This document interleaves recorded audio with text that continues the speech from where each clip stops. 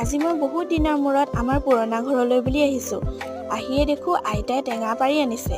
সেইকাৰণে ময়ো সকলোৰে লগত এয়া আমাৰ আগফালে টেঙা খাবলৈ বুলি বহি লৈছোঁ।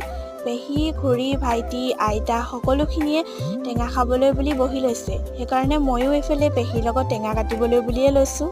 সকলোৱে যেতিয়া একেলগে টেঙা বা বেলেগ বস্তু খোৱা হয় কিমান ভাল লাগে নহয় জানো? সকলোকে ইমান দিনৰ মূৰত লগ পাইছোঁ। পিছে টেঙাটো চাওকচোন ইমান ৰস ওলাইছে। মানে আমি যেতিয়া খাব লাগে খোৱাটো দেৰি হ'ল, মানে বেছিকৈ পকি গৈছে যে নিমখ দৰকাৰেই হোৱা নাই, ইমানেই মিঠা। এইফালে সকলোখিনিয়ে টেঙা খালেই, ময়ো খাই লওঁ দেই। পিছে আপোনালোকে বাৰু ৰবাব টেঙা খাইছেনে? মোক ক'বচোন। ইফালে আমাৰ অকণমানিটোও খাই আছে চাওকচোন। তাৰ পাছত আকৌ অলপমান খেৰত উঠি লৈছোঁ। সৰুতে যে স্কুলৰ পৰা আহি এনেকুৱা দিনত কিমান খেৰত জঁপিয়াইছিলোঁ। আকৌ পেহীয়ে খৰি বান্ধি আছে, কাইলৈ মানে পিকনিকলৈ বুলি যাব। এইফালে ময়ো অলপ ককাক খৰি অনাত সহায় কৰি দিলোঁ। নেক্সট পাৰ্ট আহি আছে দেই।